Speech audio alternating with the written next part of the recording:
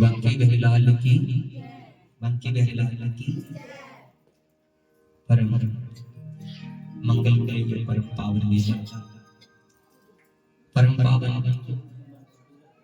परम पुनीत ये धर्म स्थल, जिस परम पावन स्थान पर साक्षात भगवान बालकृष्ण लाल का विग्रह आकर के श्री भागवत महापुराण के रूप में विराजमान बालकृष्ण लाल की वांगमय प्रतिमूर्ति श्रीमद् भागवत महापुराण। सर्वप्रथम ठाकुर जी को अपने हृदय में रख करके ठाकुर जी के चरणों में कोटि कोटि प्रणाम। विराजमान मंच पर आसीन मेरे साथ आए हुए सभी आचार्य वृंद, ब्राह्मण वृंद, सभी संगीत वादक, इस यज्ञ में मुख्य आचार्य मनोज कुमार शर्मा जी हमीरपुर से ही, और कुल्लू से शास्त्री रिंकू शर्मा जी, और आचार्य देव कुल्लू से, और सिरमौर से ढोलक पर श्री सुभाष शर्मा जी, सतपाल शर्मा जी शिमला ठेक से, और पैड पर भी पंकज शर्मा जी, ये भी शिमला से ही, और भाई जी हमीरपुर से विराजमान आज के मुख्य यजमान श्रीमान ठाकुर चमनलाल जी, विराजमान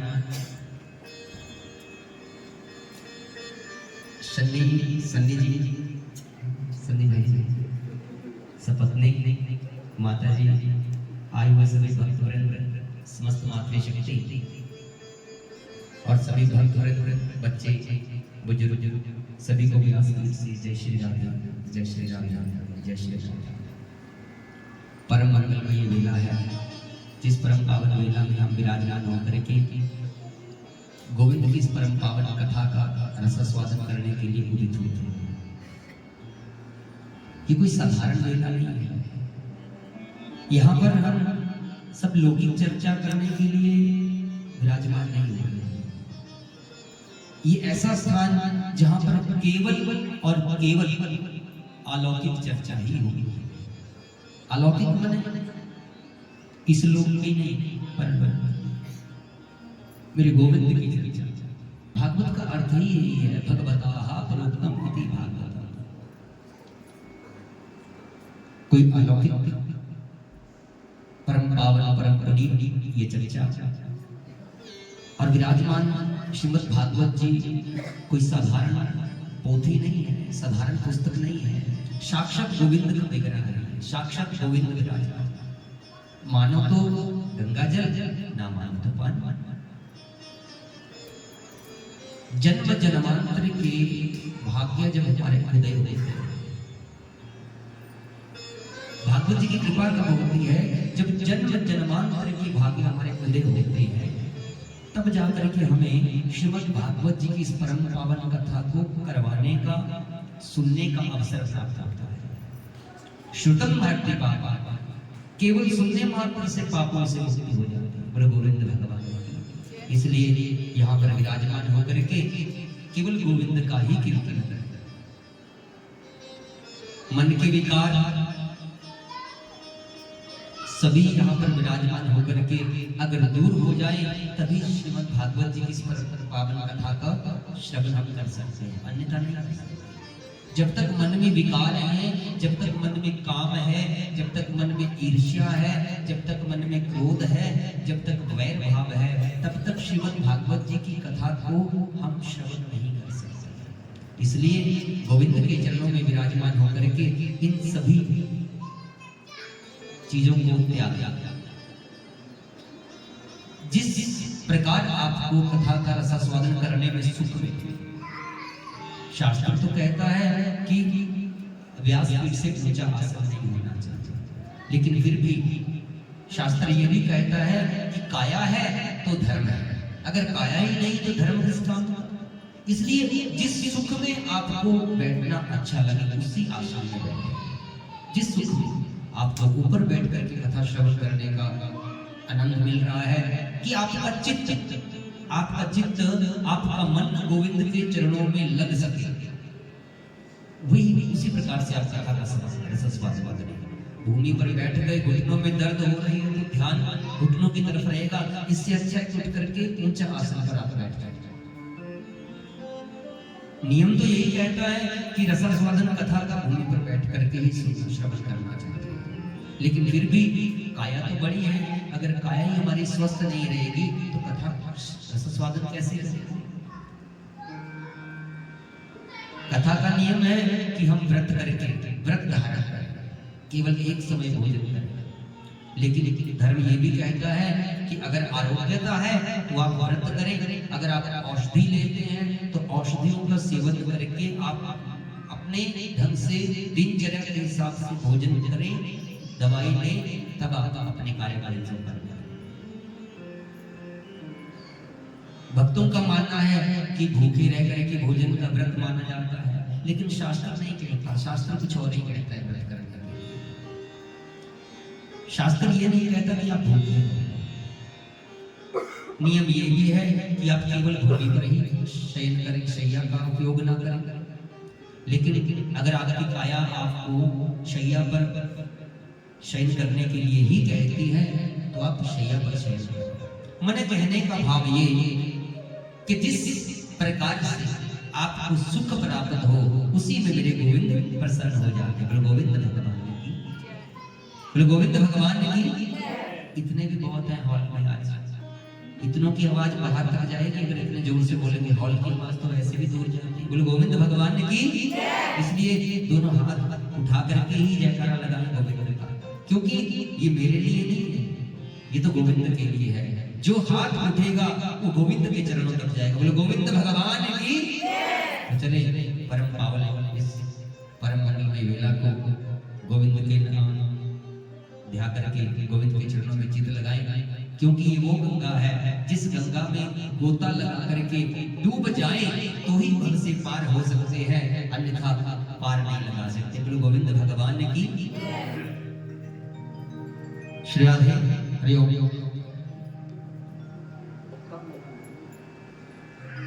हरि ओम। श्री राधे हरि ओम।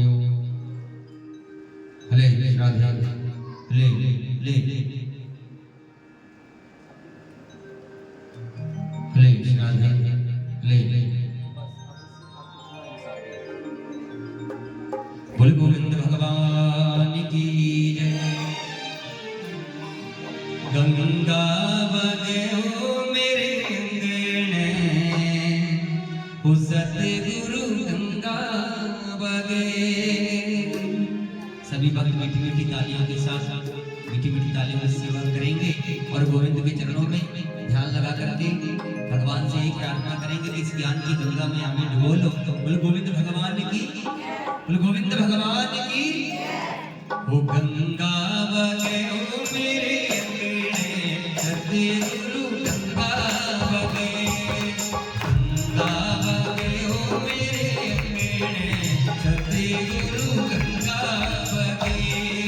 गंगा बगे ओ मेरे अंगने, सतगुरु गंगा बगे। गंगा बगे ओ मेरे अंगने, सतगुरु गंगा बगे। ओ गंगा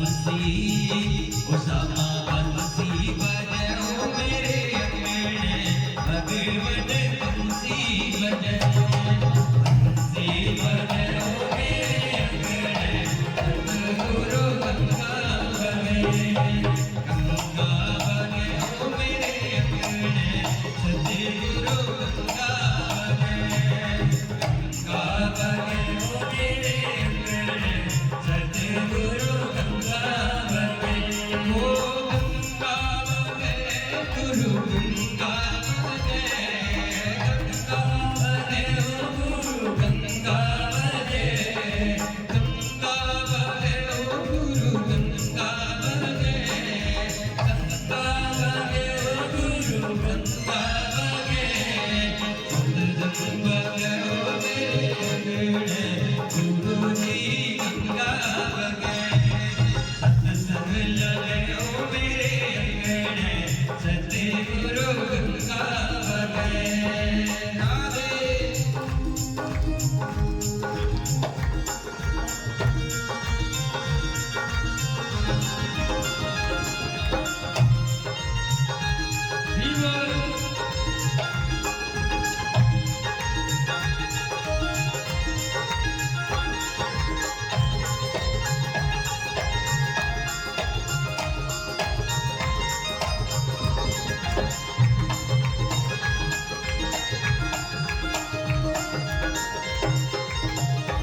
भला होया कर विष्णु जी आए भला होया कर विष्णु जी आए भला होया कर विष्णु जी आए भला होया कर विष्णु जी आए विष्णु जी आए संग लक्ष्मी मानु लाए विष्णु जी आए संग लक्ष्मी मानु लाए भगवान शंकर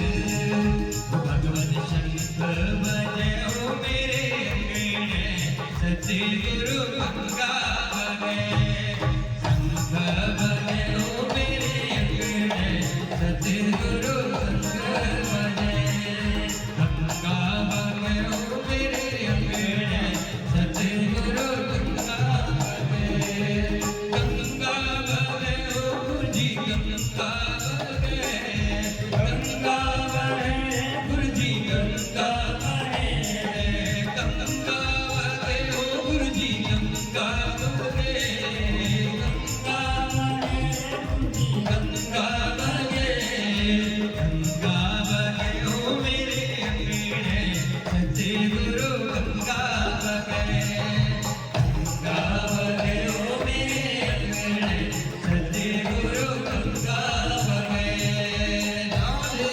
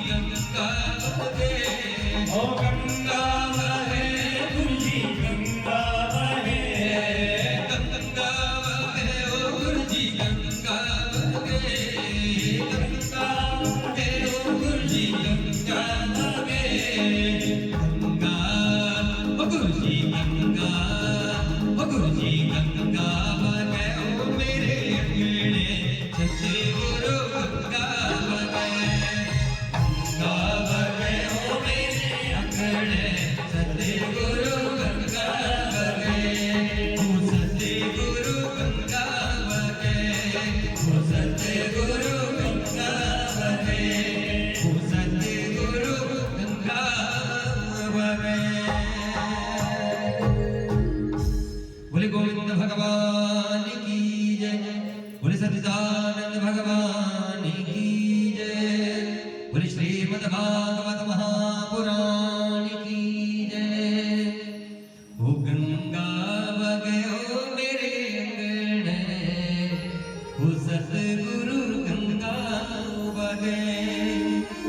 ऐसी ही जिसमें डूब करके ही पार हुआ जा सकता है, इसलिए इसमें डूब जाना ही अच्छा है।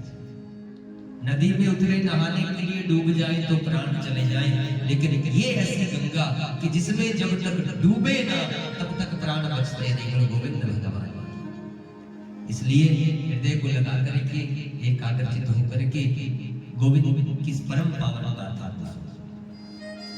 ये कोई ऐसी कथा नहीं जो मैंने लिखी या आपने लिखी। मैंने पहले भी कहा भगवता प्रोक्तम इति भागवतम, जो स्वयं भगवान ने कही। सच्चिदानंद रूपाय विश्वोत्पत्त्यादि हेतवे तापत्रय विनाशाय श्री कृष्णाय वयं नमः। भगवान का स्वरूप कैसा है? भगवान का स्वरूप कैसा है? सतघन, चित्तघन और आनंद घन। ऐसे भगवान, ऐसे मेरे गोविंद सच्चिदानंद स्वरूप को जो समस्त विश्व का पालन करने वाले हैं, जिन्हीं से सारी सृष्टि का सृजन होता है, वहीं से सारी सृष्टि उत्पन्न होती है, वही सृष्टि के पालनहारे हैं और अंत में सारी सृष्टि उन्हीं में लय हो जाती है। और सभी शौनकादि ऋषिगण क्या प्रार्थना कर रहे हैं? अज्ञान धवांत विध्वंस कोटि सूर्य समप्रभ सूताख्याहि कथा सारम मम कर्ण रसायनम। कि हे सूत जी महाराज क्या कहते हैं?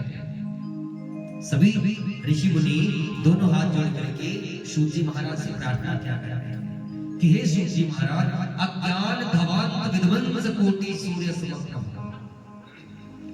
सूताख्याहिं कथासारम मम कर्ण रसायनम। कि हे सूत जी महाराज हम लोगों के हृदय में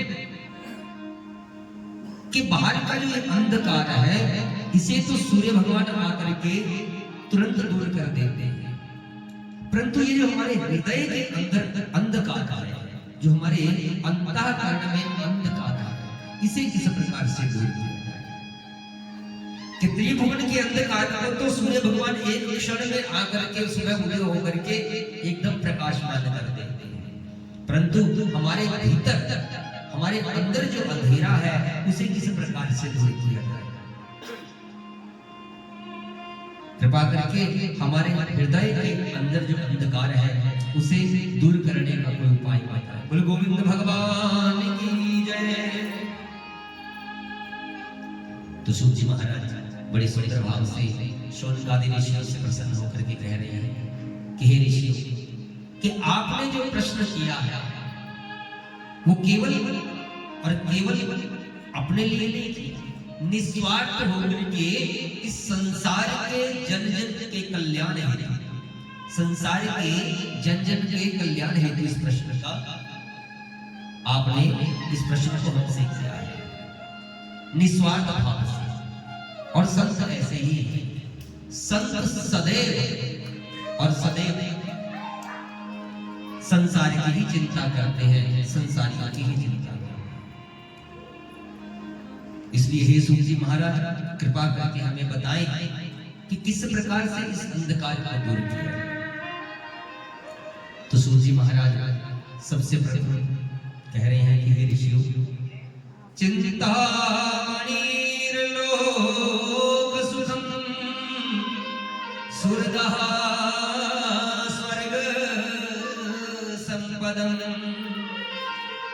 प्रच्छति गुरु प्रीति वैकुंठम योगी दुर्लभम। सबसे प्रथम बात, अगर हमको भगवान को प्राप्त करना है, हमें भगवान की शरण में जाना है कि जो समर्थ्य चिंतामणि और कल्प वृक्ष में नहीं है, जो समर्थ्य चिंतामणि और कल्प वृक्ष में नहीं है, वह परमात्मा को प्रकट करके दिखा देता है। कौन? गुरु। बोलिए अपने अपने गुरुदेव महाराज की।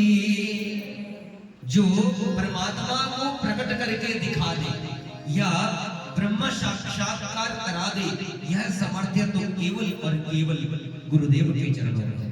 गुरु गोविंद भगवान ने की किसमें? केवल और केवल गुरुदेव के चरणों में। इसलिए अगर भगवान को प्राप्त करना है तो गुरु शरण में चले चले और गुरुदेव से प्रार्थना करा करें।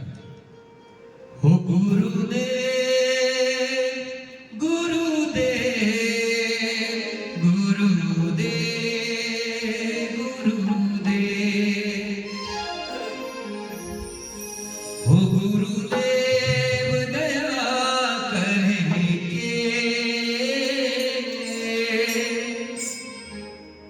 अपना ही बना लेना। गोविंद भगवान की जय। हो गुरुदेव दया करके मुझको अपना लेना। हो गुरुदेव दया करके मुझको अपना लेना। गुरुदेव दया करके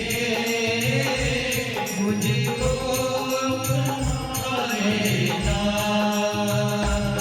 मैं शरण पड़ा तेरी, मैं शरण पड़ा तेरी, मैं शरण पड़ा तेरी, मुझको अपना लेना। मैं शरण पड़ा तेरी, मुझको अपना लेना। हो गुरुदेव दया करके मुझको अपना लेना। गुरु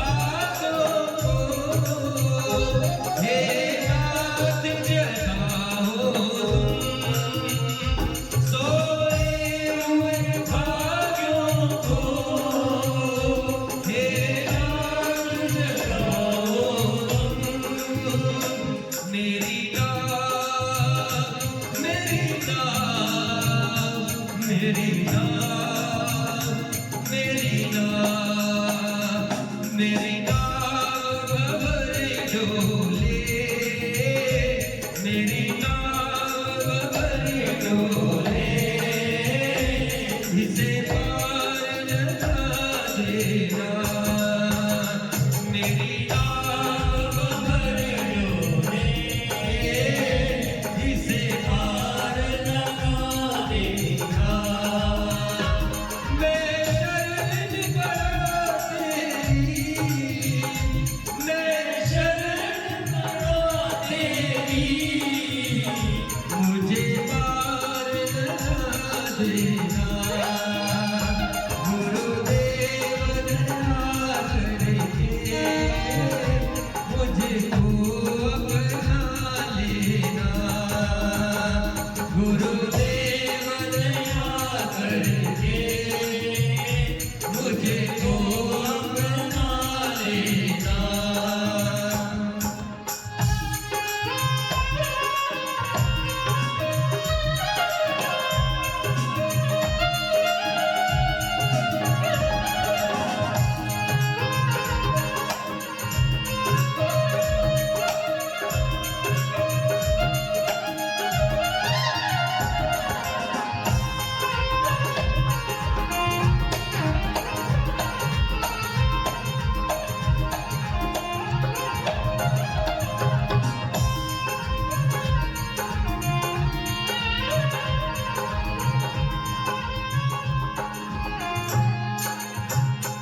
तुम सुख के सागर हो, निर्धन के सहारे हो, तुम सुख के सागर हो, निर्धन के सहारे हो, तुम सुख के सागर हो, निर्धन के सहारे हो, तुम सुख के सागर हो, निर्धन के सहारे हो, इस तन में समाए हो, मुझे प्राणों से प्यारे हो, इस तन में प्यारे हो, मुझे प्राणों से प्यारे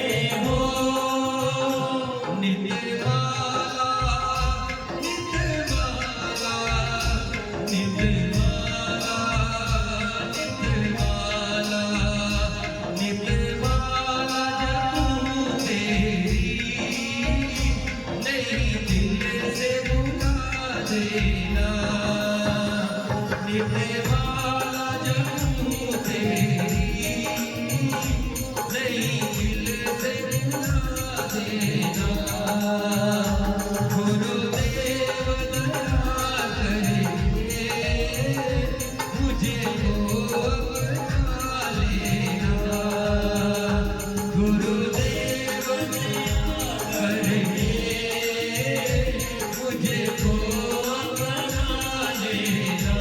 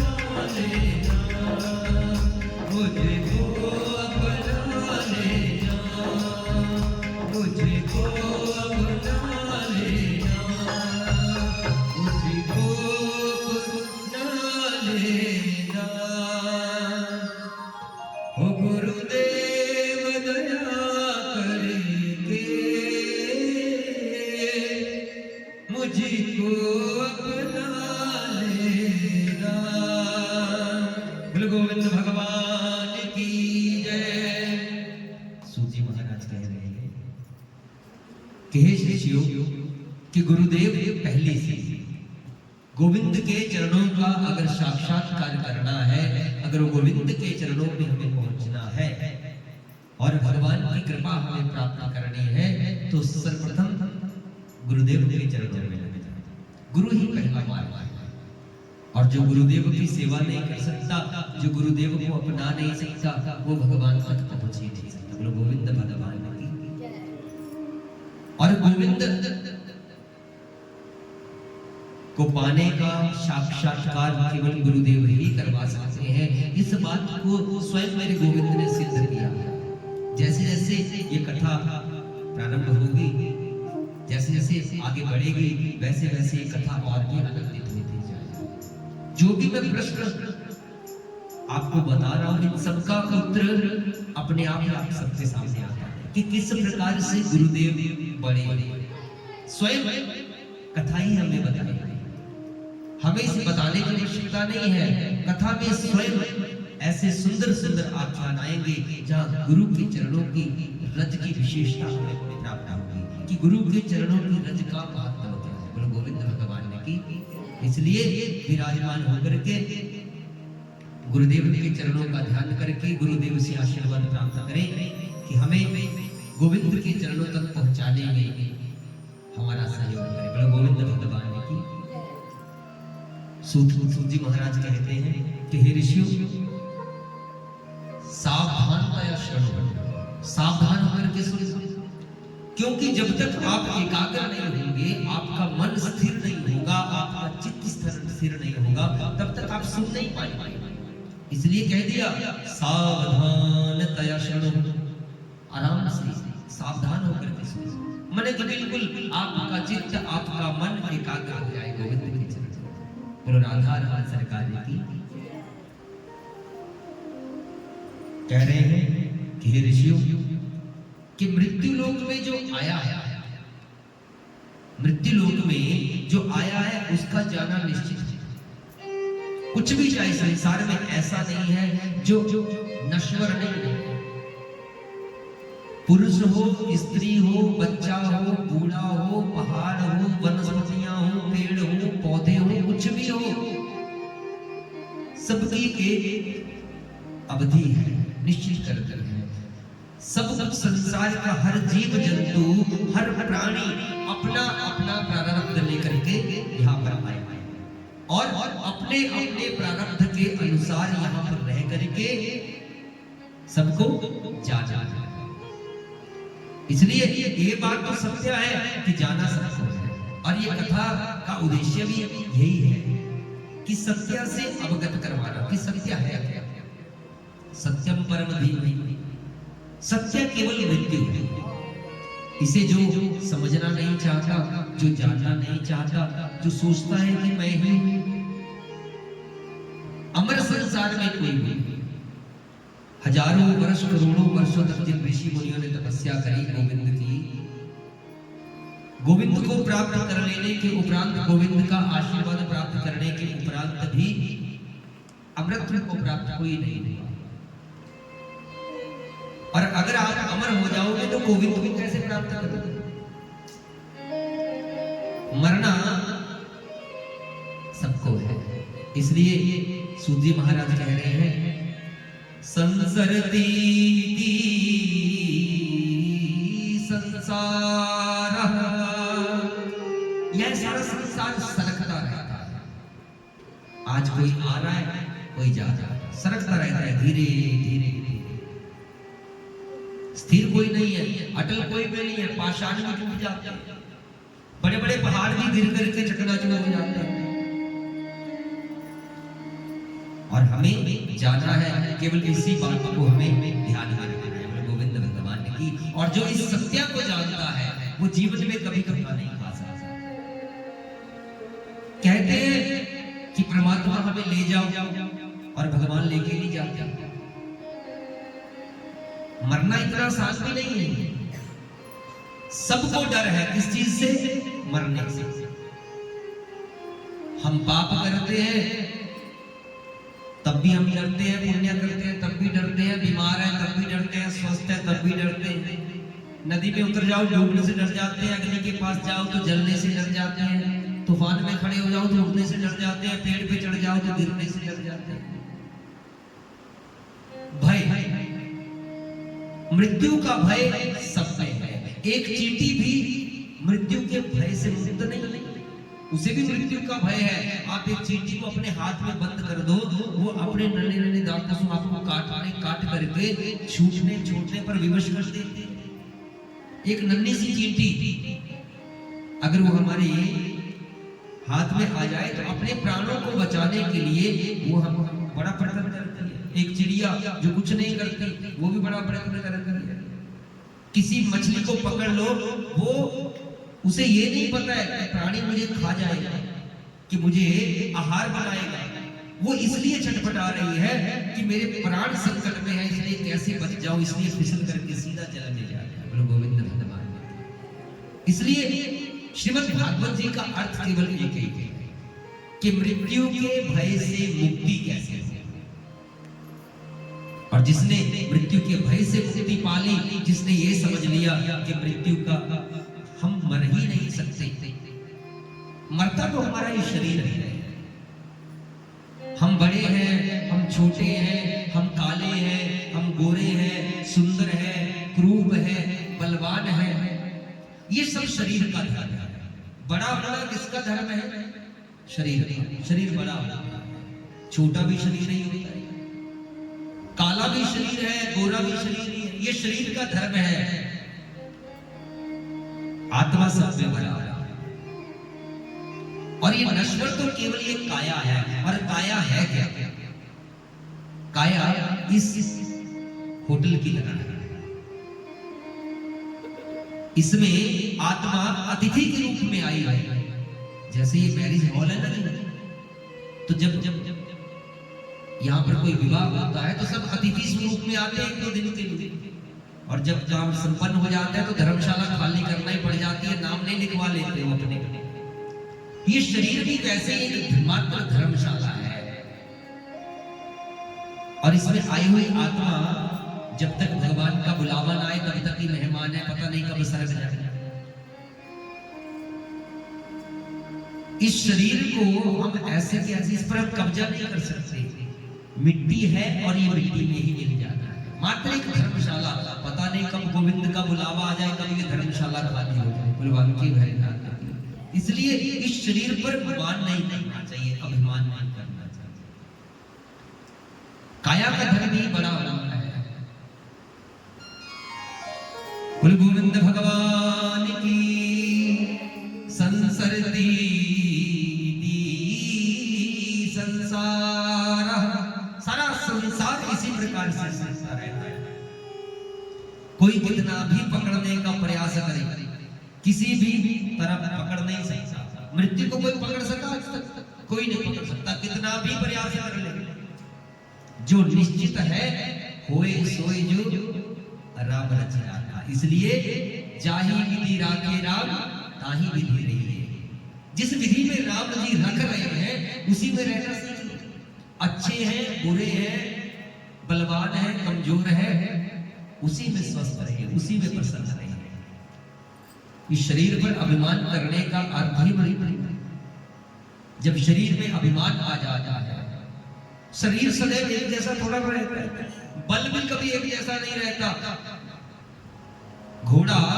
घोड़े का काम केवल दौड़ना ही है, लेकिन सदैव निरंतर एक ही गति से घोड़ा दौड़ नहीं सकता। जब जल की धारा किसी पर्वत से निकलती है तो उसका वेग इतना होता है कि उसके समक्ष जो आता है वो बह जाता है। लेकिन जैसे जैसे वो सरकती रहती है तो उसके बहाव में कमी आ जाती है। जितनी दूर तक जाती जाएगी वो धीमी होती जाएगी। गोविंद भगवान, इसलिए शरीर है आज सुंदर है, कल धीरे धीरे ढल जाना है। आज बल शरीर में है, कल निर्बल भी होना है। अवस्थाएं हैं। जब पैदा हुए तो कुछ और थे, कुमार अवस्था में आए तो कुछ और हो गए, युवा अवस्था में आए यौवन में तो बल बढ़ गया, वृद्धा में आए तो बल क्षीण हो गया। ऐसे शरीर का अभिमान ना करें, किसी बात का मान ना करें, क्योंकि गोविंद ने कह दिया है कि केवल अगर संसार में सत्य है तो केवल और केवल मृत्यु। बोल गोविंद भगवान की जय। श्री सुखदेव जी महाराज ने श्रीमद् भागवत संहिता का कलिकाल, श्रीमद् भागवत संहिता को कलिकाल में प्रकट किया है। इस कलयुग में किस लिए? मृत्यु के भय से मुक्ति के लिए, सत्य से हमें अवगत करवाने के लिए। सुखदेव जी महाराज, सुखदेव जी कौन है? सुख बने तोता, और तोता सदैव कैसा बोलता है? मीठा। तोता कभी कर्कश नहीं बोलता कौवे की तरह। तोता जब भी बोले मीठा ही बोले।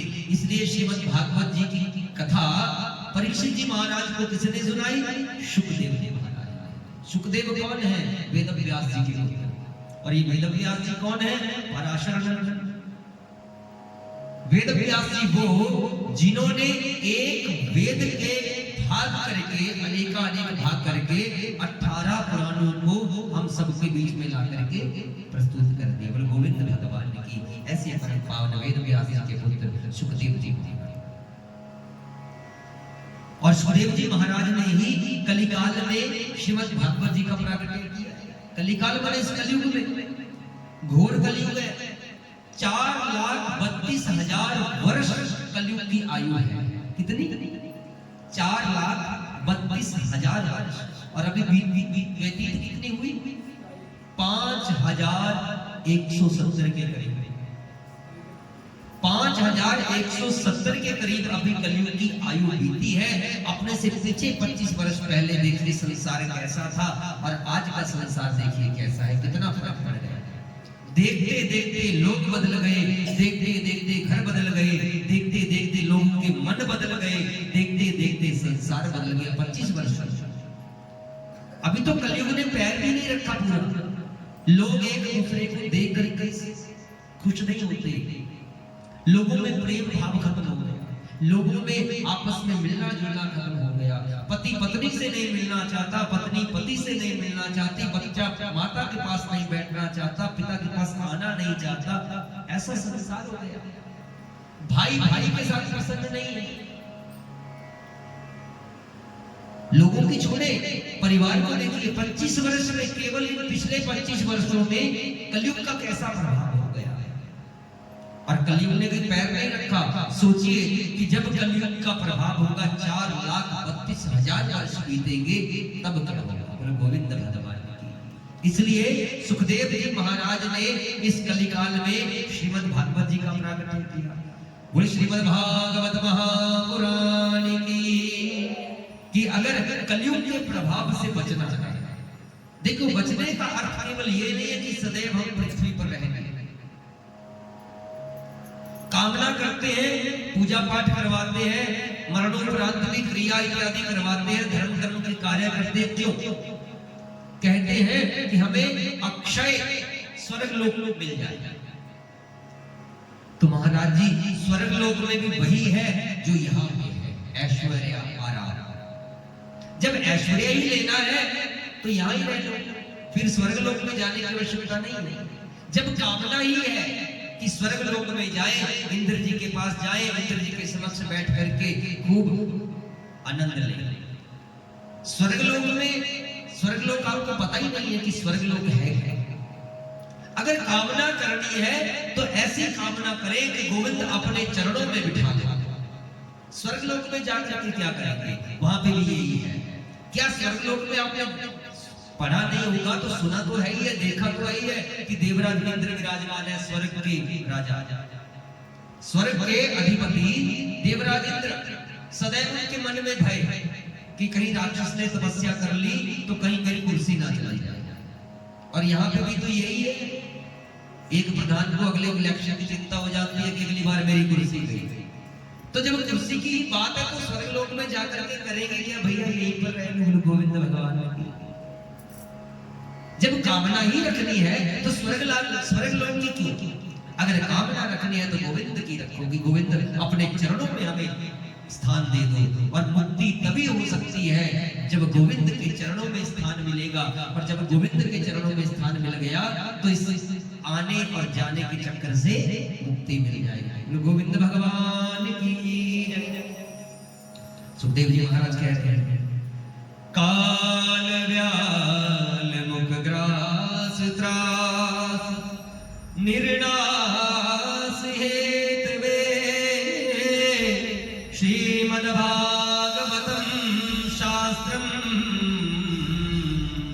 कलौ कीरेन भाषितम। कीरेन सुकेन भाषितम। तोता बड़ा मीठा बोलता है, किंतु बोलता वही है जो मालिक सिखाता है। तोता पाल लो तो बोलेगा वो मीठा, लेकिन बोलेगा क्या? जो मालिक सिखाएगा, जो उसे सिखाया गया है। तो सुखदेव जी महाराज ने भी जगत में कल्याणकारी भाव रूपी फल को प्रदान किया है। तोते की एक और विशेषता है, तोते की इतनी बड़ी विशेषता जो संसार में ना तो किसी जीव के पास, ना किसी प्राणी के पास, ना पशु के पास, ना पक्षी के पास। कैसी विशेषता? एक वृक्ष पर लाखों फल लगे, लाखों, लेकिन शुक उसी फल में जाकर के चोंच मारेगा जो उस वृक्ष पर सबसे अधिक मीठा होगा। बोलो गोविंद भगवान। उसी फल को खाएगा जो सबसे अधिक मीठा होगा। लाखों फलों में से एक फल को चुनता है और उस फल को कभी आप खा करके देखिए और अपनी इच्छा से भी जो आपको मीठा लगे उसको खा के देखिए, उसमें कितना फर्क पड़ेगा। सबसे अधिक मीठा होगा। ज्यादा तो पता नहीं, लेकिन आम तोड़ने तो जाते थे पहले, तो सब देखते थे कि तोते का खाया हुआ आम पड़ा होता था नीचे, सबसे अधिक मीठा। बोले गोविंद भगवान की। ये मनमुखी फल नहीं है, उन्हें भी आचार्य परंपरा से मिला है। वो अपने मन से नहीं कह रहे, उनको भी सिखाया गया। किसने? पराशर वेद व्यास। वेद व्यास के मुख से श्रीमद् भागवत की परम पावन गाथा का रसास्वादन सुखदेव जी महाराज ने किया। मैंने अपने पिता से वंश से आगे बढ़ता चला। जब महाराज परीक्षित के सामने मृत्यु का भय हुआ, तब उन्हें मृत्यु के भय से मुक्ति प्रदान करने के लिए मद् भागवत संहिता के द्वारा परीक्षित को भय मुक्त किया। राजा परीक्षित को बड़ी भव्य कथा है, बड़ी आनंदमयी। आज प्रथम दिवस था तो हम ज्यादा समय नहीं ले पाए, क्योंकि प्रथम दिवस कलश यात्रा पूजन की व्यवस्था, कल से कथा की व्यवस्था बिल्कुल निरंतर उसी रूप से ठीक 12:30 से 3:30 कथा का समय रहेगा। सभी भक्त समय पर आए। संध्या काल की आरती का समय 7:30 से 9:30 और प्रातः काल पूजन का समय है, यजमान को पता ही है, 7:30 से जब तक चले। सभी भक्त आए, श्रीमद् भागवत जी की कथा का रसास्वादन करें। रात्रि में भी कीर्तन इत्यादि में आए भगवान की आरती को ग्रहण करने के लिए, क्योंकि बड़ी भव्य गाथा है। ये केवल करवाने वाले को फल देने वाली नहीं है कि भाई ये ठाकुर जी करवा रहे हैं तो केवल यही फल लेके जाएगा। यहाँ से तो जो चाहेगा वही फल लेकर के चला जाएगा। बोलो गोविंद भगवान की। कई बार जो बनाता है ना उसे खाने को नहीं मिलता। बोलो गोविंद भगवान की। और बाकी खा करके चले जाएगा। ये विशेषता है श्रीमद् भागवत जी। जिस भाव से सुनोगे, जिस मन से सुनोगे, जिस इच्छा से सुनोगे, यथेष्ट इसका फल आपको प्राप्त होने वाला है। भागवत सुखदेव जी महाराज भागवत संहिता का प्रवचन करने के लिए विराजमान हुए, तो देवताओं को पता चल गया। देवताओं को पता चल गया। सुधा कुंभम कृत्वैवं देवा तत्र समागमम्। जब सुखदेव जी महाराज परीक्षित को कथा का रसास्वादन करने लगे कि देवताओं को पता लग गया और तुरंत देवता अमृत का कलश लेकर के आ गया। जब लालच बढ़ जाता है तो अपनी जेब में पड़ी हुई चीज देने को भी दिल कर जाता है। देवताओं ने अमृत कलश कैसे प्राप्त किया? समुद्र मंथन से, जिसके लिए भगवान ने कालकूट नामक के विष को पी लिया, जिसमें भगवान शंकर के गले के हाथ वासुकी भगवान सर्प देवता को मधानी के रूप में प्रयोग किया गया, रस्सी के रूप में, जिसमें बड़े बड़े विशाल पर्वत का प्रयोग किया गया, जिसमें राक्षसों से बड़ा भयंकर युद्ध हुआ। उस कलश को इतनी मेहनत से प्राप्त करने के लिए जितनी कष्ट और पीड़ा देवताओं ने सही, उस कलश को आज लेकर के पहुंच गए कहां? जहां पर सुखदेव जी महाराज परीक्षित को रसास्वादन करवा रहे हैं। कथा क्या कह रहे हैं? हे प्रभु, आपका उद्देश्य तो केवल परीक्षित को मृत्यु से मुक्त करना, इसलिए इसे आप अमृत पिला दे, इसे आप अमृत पिला दे और हमें श्रीमद् भागवत जी की कथा का रसास्वादन करवा दे। सुखदेव जी महाराज समझ गए कि देवता कितने स्वार्थी हैं कि बिना मतलब के नहीं आए। देवताओं को सुखदेव जी महाराज ने तत्काल उसी स्थान से भगा दिया कि आपको इस कथा का रसास्वादन करने का अधिकार नहीं है, क्योंकि आप स्वार्थ लेकर के आए। इस कथा को केवल और केवल वही सुन सकता है जो निस्वार्थ है। जिसकी कोई इच्छा नहीं है, जिसका कोई अपना स्वार्थ नहीं है, जन जन के कल्याण की जो सोचे, वही श्रीमद् भागवत की परम पावन कथा के रस स्वादन करने का पूर्ण अधिकार है। देवताओं को भी दुर्लभ है। सोचिए कि जो अमृत का कलश लेकर के देवता इंद्र आदि सभी देवता आए, तो सुखदेव जी महाराज ने उन्हें भी भगा दिया कि भैया तुम निकल लो, तुम्हें कथा का रस स्वादन करने को नहीं मिलेगा। कह दिया भगवान ने, सुखदेव जी महाराज ने कह दिया, देवताओं तुम इतने परमार्थी कब बन गए? इस मृत्यु लोक में तो आए दिन लोग मरते रहते हैं, इनको बचाने के लिए तो आप आए नहीं कभी अमृत देने के लिए। तो क्या परीक्षित ने तुम्हें पुकारा? तो फिर बिना बुलाए ही देवताओं कि तुम इस स्थान पर आ कैसे गए? देवताओं को भगा दिया मानो। ऐसी सुंदर परम पावनीय गाथा, ऐसी परम सौभाग्यशाली गाथा, जो बड़े भाग्य से कथा का रस स्वादन करता है, करने का अवसर प्राप्त होता है। सूत जी कहते हैं कि हे ऋषियों, यह दुर्लभ कथा अमृत है, क्योंकि देवताओं को सुखदेव जी ने डांट करके भगा दिया, नहीं दिया। उनको कथा को सुनने का अवसर प्रदान नहीं किया, भगा दिया। कथा अमृत की विशेषता क्या है? कथा अमृत की विशेषता क्या है? क्षीणे पुण्ये मृत्युलोके विनश्यते, क्षीणे पुण्ये मृत्युलोकं विशस्यते। हरि कथा अमृत की विशेषता है कि कलम शाखा, हरि कथा अमृत पापों को नष्ट कर देती है। कि जैसे जैसे आप कथा का अमृत को रसा स्वादन करते हैं, वैसे वैसे ये आपके पापों को नष्ट कर देती है। केवल सुनने से लोग कहते हैं हम कर नहीं पा रहे, पता नहीं भगवान कब अवसर प्रदान करेंगे। भैया धन भी है, मन भी है, तन भी है, लेकिन भगवान का आदेश नहीं हुआ कथा को करने का, कथा को करवाने का। भगवान आपके घर अभी आना नहीं चाहते, हम इस योग्य नहीं हुए अभी तक कि भगवान हमारे घर में आकर के विराजमान हो जाए। गोविंद भगवान ये वही बैठते हैं जहाँ इनका मन कर जाए, जहाँ इनकी इच्छा हो जाए। आप 1000 बार सोचो, लाख बार सोचो, अगर गोविंद नहीं आएंगे तो नहीं आएंगे। कई बार तो आए हुए ही चले जाते हैं गोविंद, फिर अवसर ही प्राप्त नहीं होता। तो इसलिए लाभ उठाए।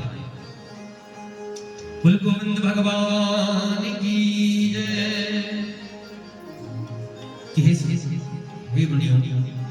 कि संतों के चरणों में बैठ करके जो भगवान की परम पावन गाथा का श्रवण करता है, कहते हैं संत समागम हरि कथा तुलसी दुर्लभ दोए, सुतदारा लक्ष्मी पापी के भी हो। संतों का संग बड़ी मुश्किल से मिलता है। संत समागम हरि कथा, और हरि कथा का रसा स्वादन करने का, हरि कथा को सुनने का अवसर भी बड़ी मुश्किल से प्राप्त होता है। कथा को श्रवण करने का मतलब ये नहीं कि कथा पंडाल में यजमान ने बुलाया तो चलो मजबूरी के लिए चल जाओ, बैठ जाओ आकर। कई बार यहाँ पर होकर के भी, पंडाल में बैठ करके, गोविंद के चरणों में बैठ करके भी हम कथा का रसा स्वादन नहीं कर पाते, क्योंकि हमारा मस्तिष्क एकाग्र नहीं है, हमारा हृदय, हमारा मन स्थिर नहीं है। वो हमें कथा को श्रवण करने ही देगा, क्योंकि हमारा दिमाग भटकाएगा, पता नहीं कहां कहां ले जाएगा। इसलिए जब तक गोविंद की कृपा ना हो जाए, तब तक हम गोविंद के समक्ष भी बैठ करके कथा का रसा स्वादन नहीं कर सकते। ये गोविंद संत समागम हरि कथा तुलसी दुर्लभ दोए, सुतदारा लक्ष्मी पापी के भी हो। संतों के संग बैठ करके, अर्थ एक ही बात है कि कई बार हम कथा में बैठ करके भी कथा नहीं सुन पाते, और संतों के पास जाकर के जब सुनने का अवसर होता है तो अपना हाथ खोल करके बैठ जाते हैं। बाबा जी महाराज हमारा हाथ ही देखे, बोले गोविंद भगवान की हमारा हाथ ही देख ले। तो संतों के पास जब बैठ जाए तो अपनी कुंडली इत्यादि खोल करके नहीं बैठना, अपने हाथ खोल करके नहीं बैठना। संतों से तो कथा अमृत का रसास्वादन करना है, ऐसा रसास्वादन जिससे परीक्षित जी महाराज जैसे राजा तर गए। और इस संसार को तारने के लिए इस कलिकाल में सुखदेव जी महाराज ने इस परम पावन गाथा का प्रागट्य किया है। तुलसीदास जी महाराज ने बड़े सुंदर भाव से किया है कि संतों का संग और कथा को श्रवण करने का अवसर बड़े भाग्य से मिलता है, बड़ी मुश्किल से। वरना सुतदारा और लक्ष्मी पापी के भी हो, अन्यथा सुत मने पुत्र, पुत्र तो पापी के घर में पैदा हो जाता है।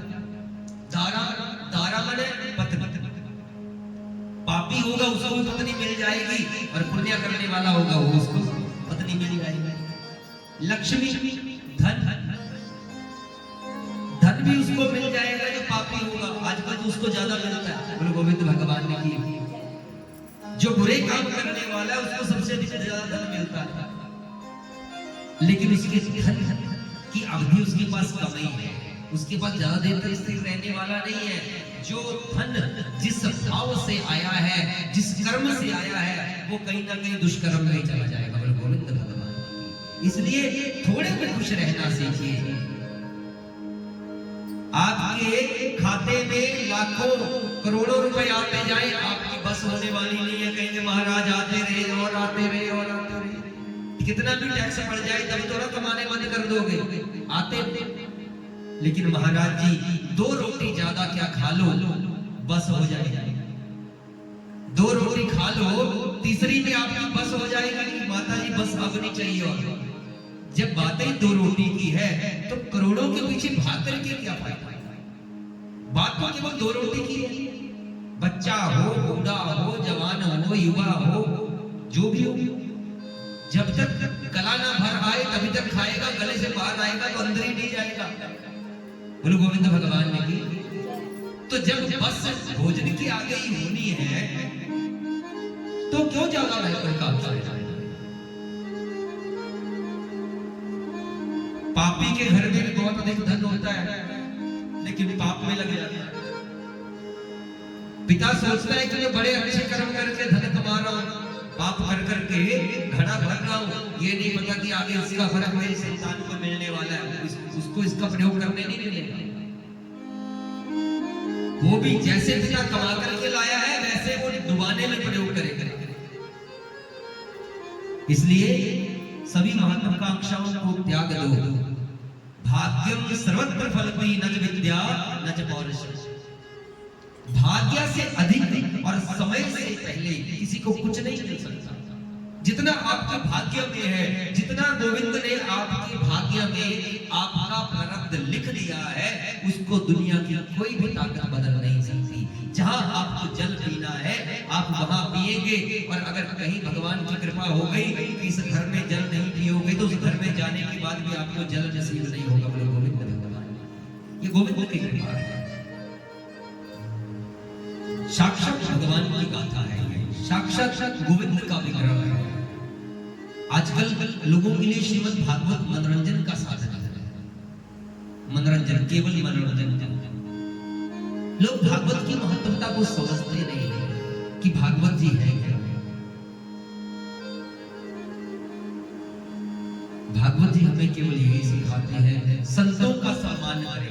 कह रहे हैं गोविंद कि जो संतों का सम्मान नहीं करता, जो ब्राह्मणों का सम्मान नहीं करता, जो शास्त्रों का सम्मान नहीं करता, जो वेदों का सम्मान नहीं करता, जो भगवान का सम्मान नहीं करता, जो दर दर धक्के खाता है वो सदैव धक्के ही खाता रहेगा। गोविंद भगवान, इसलिए जितना मन पड़े, सम्मान का अर्थ केवल ये नहीं है कि आप धन से ब्राह्मण को लाद दो, आचार्य को लाद दो, संतों को लाद दो। सम्मान तो केवल इतना ही बहुत है कि अगर आपने उनके चरणों को स्पर्श करके उनसे आशीर्वाद भी ले लिया तो आपका बेड़ा पार हो जाएगा। गोविंद भगवान की जय। इसलिए संतों के चरणों में चित्त लगाएगा और गोविंद से प्रार्थना करें कि हे गोविंद, हमें सदैव ऐसा ही आशीर्वाद प्रदान करना कि सदैव संतों के चरणों में चित लगा रहे और सदैव आपकी कृपा हमारे ऊपर बनी रहे। इसलिए बड़े सुंदर भाव से किसी ने कहा है, संतन के संग लाग रे तेरी अच्छी बनेगी। बोले गोविंद भगवान की जय। तो चले गोविंद के चरणों में मिलकर के हाजिरी लगाएंगे। तत्पश्चात भगवान के परम मंगल में आरती और कल से बिल्कुल निरंतर समय पे सभी भक्त खुद भी आए, अपने आस पड़ोस में भी सबको बोले। कहते हैं कि कथा को सुनने से अधिक फल कथा को सुनाने से है। अगर आप एक को सुनाएंगे 10 को सुनाएंगे तो उसका लाभ आपको अवश्य प्राप्त होगा। गोविंद भगवान की इसलिए निरंतर और कल तो उसको भी आवाज लगाए जिससे आपने सालों से बात नहीं की। क्या गलाना अपने चले तो कथा जो जिसके साथ आप बातें नहीं करते। बोल गोविंद भगवान की जय। इसलिए पक्का भगवान के चरणों में आकर के भी अगर आपने ईर्ष्या को नहीं त्यागा तो फिर आप संसार में कहीं पार नहीं लगा सकते। चाहे जितना मर्जी अच्छा कर्म कर लो, चाहे जितना मर्जी बुरा कर्म कर लो। बोले गोविंद भगवान की जय। संतन के संग लाग रे तेरी अच्छी बनेगी। संतन के संग लाग रे तेरी अच्छी बनेगी। संतन के संग लाग रे तेरी अच्छी बनेगी। अच्छी बनेगी तेरी बिगड़ी बनेगी। अच्छी बनेगी तेरी बिगड़ी बनेगी। अच्छी बनेगी तेरी बिगड़ी बनेगी। अच्छी बनेगी तेरी बिगड़ी बनेगी। जाग सके तो जाग रे तेरी अच्छी बनेगी। जाग सके तो जाग रे तेरी अच्छी बनेगी। जय हो।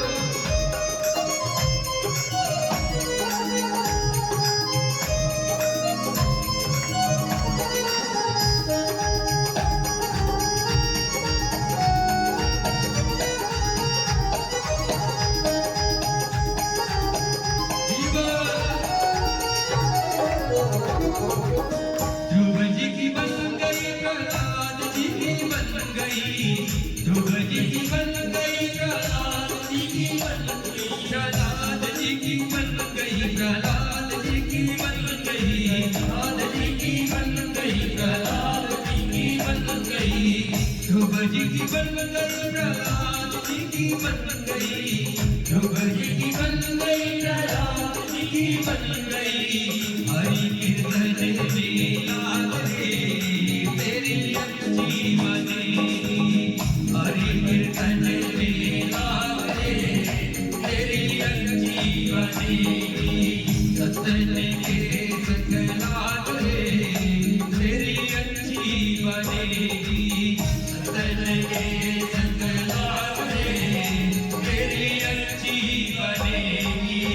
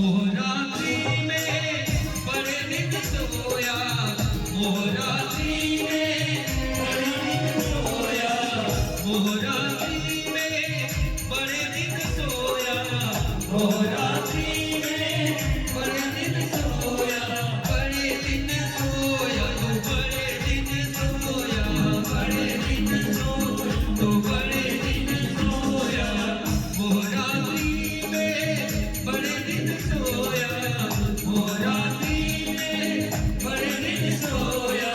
जाग सके तो जाग रे, तेरी अच्छी बनेगी, जाग सके तो जाग रे, तेरी अच्छी बनेगी, संतन के संग लाग रे, तेरी अच्छी बनेगी, संतन के संग लाग रे, तेरी अच्छी बनेगी, अच्छी बनेगी तेरी बिगड़ी बनेगी, अच्छी बनेगी तेरी बिगड़ी बनेगी, नजर रे अधूरा रे, तेरी अच्छी बनेगी, रामचरण रे अधूरा रे, तेरी अच्छी बनेगी।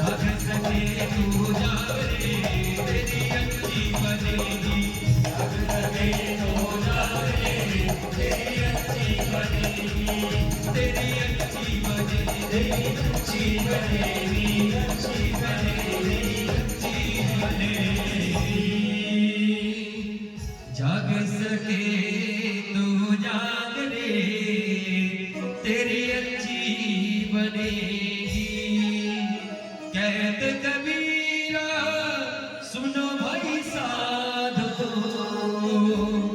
कहत कबीरा सुनो भाई साधो, हुए तेरे बड़े भाग रे, तेरी अच्छी बनेगी।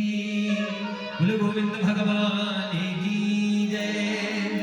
इसलिए संतों के चरणों में नमन करें जब अवसर मिल जाए, एक भी क्षण गवाए ना, कहते संतों का क्षण और अन्न का कण, संतों का क्षण और अन्न का कण ये कभी व्यर्थ नहीं गवाना चाहिए। कई बार अन्न का एक दाना भी आपको तृप्त कर देता है। बोलो गोविंद भगवान की। और संतों का एक क्षण जब संत मिल जाए तो संतों का आशीर्वाद प्राप्त करें, संतों से अलौकिक चर्चा करें, संतों से लौकिक चर्चा ना करें, संतों के पास हाथ खोल करके ना बैठे कि हाथ की रेखा में क्या है, गोविंद के चरणों में जाकर के क्या है, केवल ये पूछे तो समझो बेड़ा पार हो जाएगा। बोलो गोविंद भगवान की। ये गोविंद की परम पावन गाथा है। गुरु चरण में लग कर ध्रुव जी महाराज ने 5 वर्ष की आयु गुरुचरण देव ऋषि नारद जी के चरणों में लग करके भगवान को प्राप्त कर लिया, और भगवान को प्राप्त नहीं किया, मात्र संसार में केवल ऐसे जो मृत्यु के सर पर शीश पैर रख करके लाल गए ध्रुव जी महाराज। गुरु की महिमा, जिसने जिसने गुरु के चरणों में अपना ध्यान लगाया है उसने गोविंद को पाया है। कोई आवश्यकता तो नहीं कि आप गुरु बाहर ढूंढे, आप शिव को गुरु बना लीजिए, आप गोविंद को ही गुरु बना लीजिए, आप हनुमान जी को ही गुरु बना लीजिए। जिसने हनुमान जी को दर्शन किए हैं उसने गोविंद के राम के दर्शन किए ही किए हैं। विभीषण जी राक्षस थे, जिसने विभीषण के दर्शन किए उसने राम के दर्शन अवश्य केवल गोविंद भगवान। जिसने विदुर जी के दर्शन किए, विदुर जी कौरवों की तरफ से दुर्योधन के चाचा, लेकिन जिसने विदुर के दर्शन किए उसने गोविंद के साक्षात दर्शन किए, गोविंद के साक्षात दर्शन। और चाहिए भी, इसलिए गुरु चरण में लगे। पूरे महाभारत के युद्ध में जब भगवान ने विराट रूप दिखाया तो केवल और केवल अर्जुन ने दर्शन किए। भगवान हरि जब दूत बन करके, शांति दूत बन करके आए, और जब दुर्योधन ने भगवान को बांधने की चेष्टा करी और भगवान ने अपना विराट दिखाया, तो केवल और केवल वहां पर भीष्म पितामह, द्रोणाचार्य के अलावा कोई और दर्शन नहीं कर पाया। बड़े बड़े वहां पर और भी योद्धा और बड़े बड़े प्रकांड आए थे। कृपाचार्य जैसे ऐसे आचार्य वहां पर विराजमान थे, लेकिन कृपाचार्य जी को भी गोविंद के दर्शन करने का अवसर प्रभु को प्राप्त नहीं हुआ, क्योंकि भगवान जानते थे कि ये अधर्म का ही साथ देने वाला है। और कृपाचार्य ने अंत तक दुर्योधन का ही साथ दिया। द्रोणाचार्य ने दर्शन किए भगवान के, भीष्म पितामह ने किए, विदुर जी महाराज ने भगवान के दर्शन किए। ये गोविंद की कृपा है, और गोविंद की कृपा तभी हो सकती है जब हम आत्मसमर्पण कर देते हैं। आत्मसमर्पण हमारा कब होता है? हमारा तब कोई दिल से होता है जब हम अपने मन से अपने आप को उसको समर्पित कर देते हैं, तब हमारा मन। भगवान के दास बनना जब हम सीख जाएंगे, जब हम नौकर बनना सीख जाएंगे, तो समझो तब हम भगवान को प्राप्त कर पाएंगे। हम तो एक दूसरे पति पत्नी एक दूसरे को बड़ा छोटा नहीं मानते। पत्नी बोले मैं बड़ी, पति बोले मैं बड़ा, भैया दास बन जाओ, देखो जीवन संवर जाएगा। पति को लगता है कि पत्नी अच्छी नहीं बन रही मेरी, तो पत्नी के सामने झुकने से मानने के लिए कटने वाला कहते हैं झुकाव में बड़ा बल है, बड़ा बल है झुकाव में। अकड़ के रहोगे तो गिर जाओगे, कट करके चूर चूर हो जाओगे। अहंकार बड़ी बुरी चीज है। अहंकार बस ये ना सोचे कि कुछ नहीं जाने वाला है, लेकिन जब बिगड़ जाएगा तो पछताओगे। और कहते हैं कि बाद में पछताने से फायदा ही क्या होता है जब सब कुछ बिगड़ जाएगा। इसलिए त्यागना है तो अहंकार को त्यागो, त्यागना है तो झूठ को त्यागो, त्यागना है तो ईर्ष्या को त्यागो, वैर को त्यागो, विरोध को त्यागो। गोविंद को अगर पाना है केवल इन चीजों का त्याग करके ही गोविंद को पाया जा सकता है। जिसके पास ईर्ष्या है, जो मन में वैर विरोध रखता है, वो गोविंद को कभी प्राप्त नहीं कर सकता, चाहे एक नहीं लाखों करोड़ों भागवत क्यों ना कर ले, और लाखों करोड़ों भागवत करवा। जिसके पास ईर्ष्या है, जिसके पास वैर है, जिसके पास अहंकार है, वहां गोविंद का कोई स्थान नहीं है। कर्ण महादानवीर था, कर्ण महादानवीर था, लेकिन उसे अपनी मित्रता पर अहंकार था, इसलिए भगवान ने पीछा छुड़ा कि जाओ जाओ। बर्बरिक स्वयं ठाकुर श्याम, साक्षात गोविंद का विग्रह, जिसे संसार में मात्र केवल ठाकुर श्याम ऐसे जिन्हें गोविंद ने अपना नाम दिया। बर्बरिक को थोड़ा अभिमान हो गया कि भैया मैं तो अटल हूं, मैं तो अटल हूं केवल, और मेरे अलावा मुझे कोई नहीं जीत सकता, मेरे अलावा मुझे कोई जीत नहीं सकता, मैं जो चाहूंगा वही होगा। इसलिए भगवान ने जब देखा कि ये तो केवल और केवल अधर्म का ही साथ देगा, क्योंकि संकल्प ही ऐसा किया था, संकल्प ही ऐसा किया कि जो पक्ष निर्बल हो जाएगा मैं उसी की तरफ चल जाऊंगा। भगवान जानते थे कि कौरवों का पक्ष निर्बल होने वाला है और बाद में पीड़ादायक होने वाला है, इसलिए इस अहंकारी का शीश काटना ही अच्छा है। भगवान ने बर्बरिक से उसका शीश ही मांग लिया, गुरु गोविंद भगवान, कि भैया ना तू इधर का ना तू उधर का, तू उधर ही। मैंने अहंकारी नहीं था बर्बरिक, लेकिन अधर्म का जो साथ देने वाला था। बल तो भगवान स्वयं जानते थे कि किसका कमजोर होने वाला है, इसलिए जब भी गोविंद के चरणों में चित्त लगाए एकाग्र होकर के भगवान का गुणगान करें, और गोविंद के चरणों में बैठ करके भी अगर यहाँ पर भी अगर आपका मन शांत नहीं हो पाया, अगर आप यहाँ पर बैठ करके भी कभी तृप्त नहीं हो पाए, तो संसार का कोई कोना ऐसा नहीं जहाँ आपका मन तृप्त हो सके, जहाँ आपके मन को शांति मिल सके, जहाँ आपका पूर्ण रूप से आपकी इच्छाएं संपन्न हो सके, ऐसा कोई स्थान नहीं है गोविंद भगवान ने। इसलिए सभी मिलकर के भगवान के चरणों में प्रार्थना करें कि हे गोविंद, सारा विश्व आपकी कृपा का पात्र है, इसलिए पूरे विश्व पर, पूरे संसार पर, पूरे नगर पर, पूरे प्रदेश पर, पूरे देश पर अपनी कृपा बनाए रखें। निस्वार्थ भाव से जब आप चलोगे तो गोविंद अपने आप दौड़े चले आएंगे। और बात एक ही है कि नौकर बनना सीख लो, नौकर बनने में जो आनंद है वो कहीं नहीं है, जो गोविंद विद्यमान है, क्योंकि नौकर बन करके ही मालिक को जीता जा सकता है, अन्यथा नहीं जीत सकते आप। मालिक के सामने मालिक बनना चाहोगे तो फिर आप नौकर भी नहीं रह जाओगे, मालिक निकाल के बाहर फेंकेगा। बोलो गोविंद भगवान की। इसलिए दास बन जाओ गोविंद के, और गोविंद की कृपा प्राप्त कर ले। जब राजा ही आपके पास है तो मंत्री को लेकर के करोगे क्या?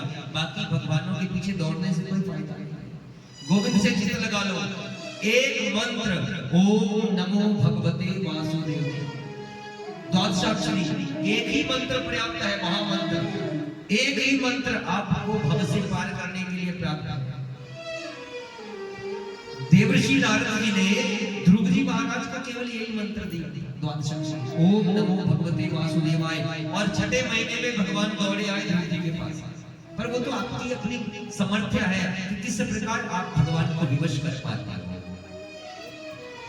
बोल गोविंद भगवान की, बोले सच्चिदानंद भगवान की, बोले श्रीमद् भागवत महापुराण की जय। इसलिए समस्त ठाकुर परिवार को बहुत बहुत बधाई। यजमान ठाकुर श्रीमान चमनलाल ठाकुर जी को बहुत बहुत बधाई।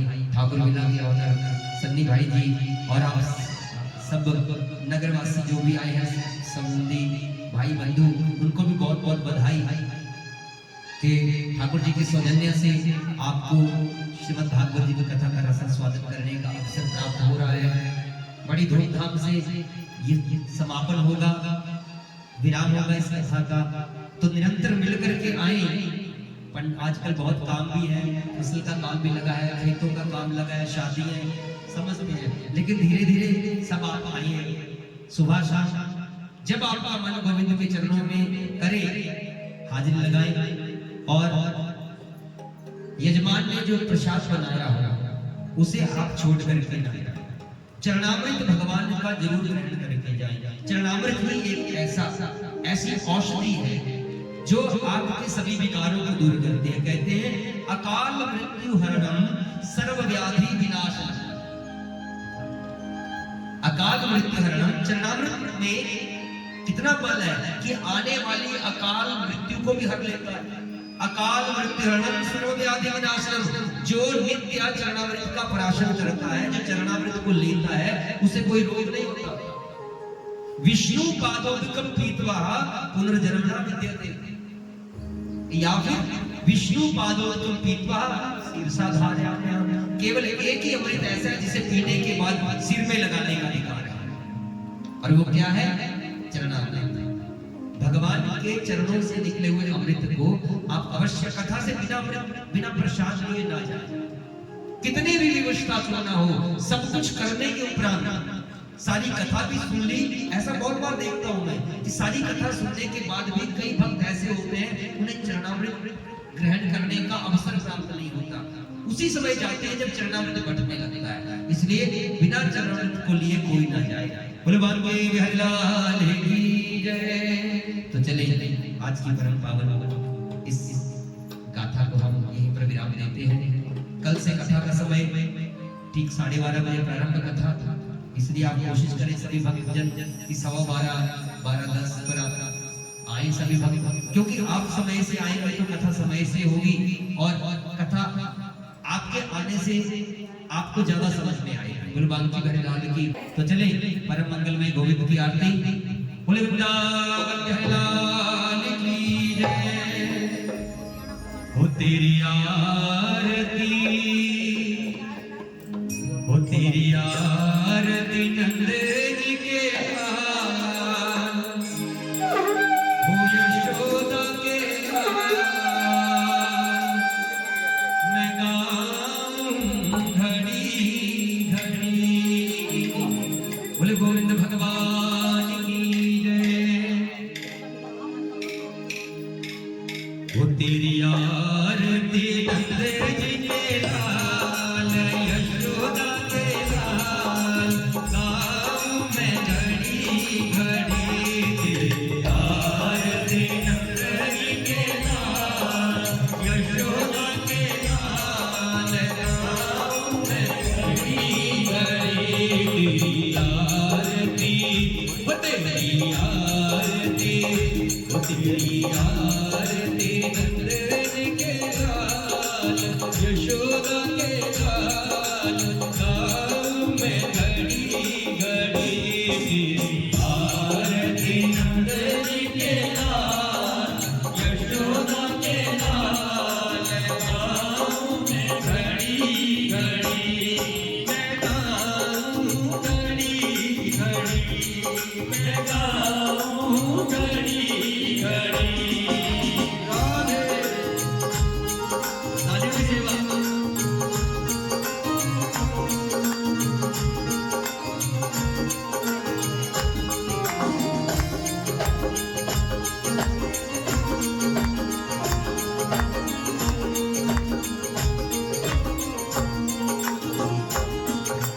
हाथ में गड़बी गंगा जल पानी, हाथ में गड़बी गंगा जल पानी, गंगा जल पानी हो शमा, गंगा जल पानी, गंगा जल पानी हो शमा, गंगा जल पानी, गंगा जल पानी हो शमा, गंगा जल पानी, गंगा जल पानी हो शमा, गंगा जल पानी।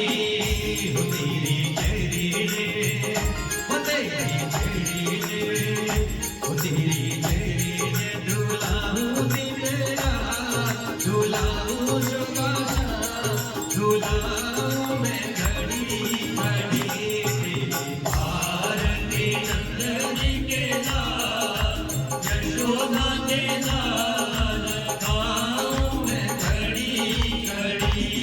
मैं गाऊं घड़ी घड़ी, मैं गाऊं घड़ी घड़ी।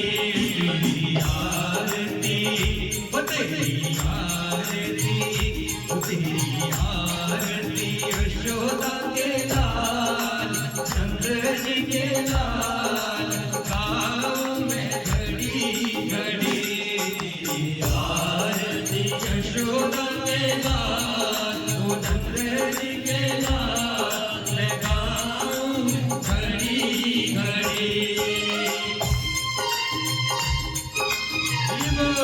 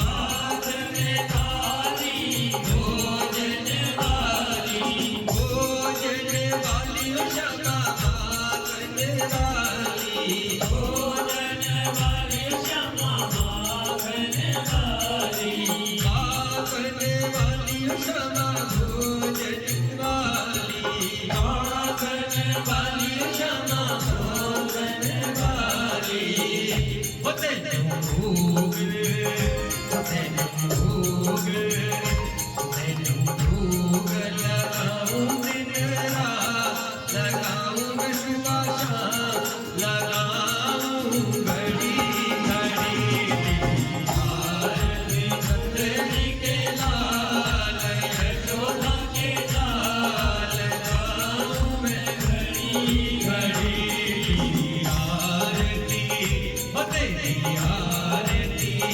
तेरी आरती नंदनी के लाल यशोदा के लाल लगाऊं मैं घड़ी घड़ी आरती नंदनी के लाल यशोदा के लाल लगाऊं मैं घड़ी घड़ी वो हाथ में ताली जोगा वाली हाथ में थाली जोगा वाली जोगा वाली क्षमा जोत निराली जोगा वाली क्षमा जोत निराली तेरी जोत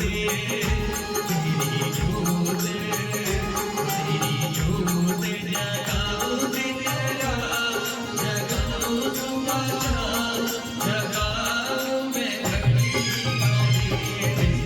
आरती नंदनी के लाल यशोदा के लाल गाऊं मैं घड़ी घड़ी मैं गाऊं घड़ी घड़ी मैं गाऊं घड़ी घड़ी आरती तेरी आरती तेरी आरती नंदनी के लाल यशोदा के लाल गाऊं मैं घड़ी घड़ी आरती नंदनी के लाल यशोदा के लाल गाऊं मैं घड़ी घड़ी कर्पूर गौरम करुणावतारम संसार सारम भुजगेन्द्रहारम सदा वदन्तं हृदयारविन्दे भवं भवानी चैतन्यनाथ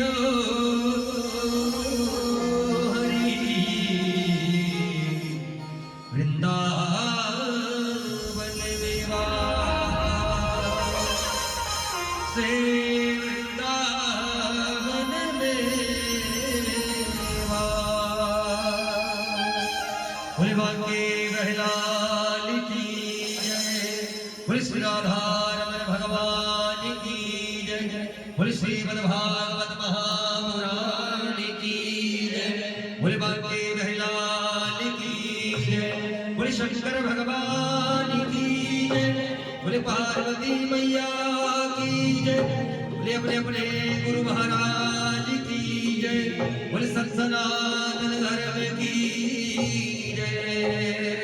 जय जय श्री राधे, जय जय श्री राधे, जय जय श्री राधेश्याम।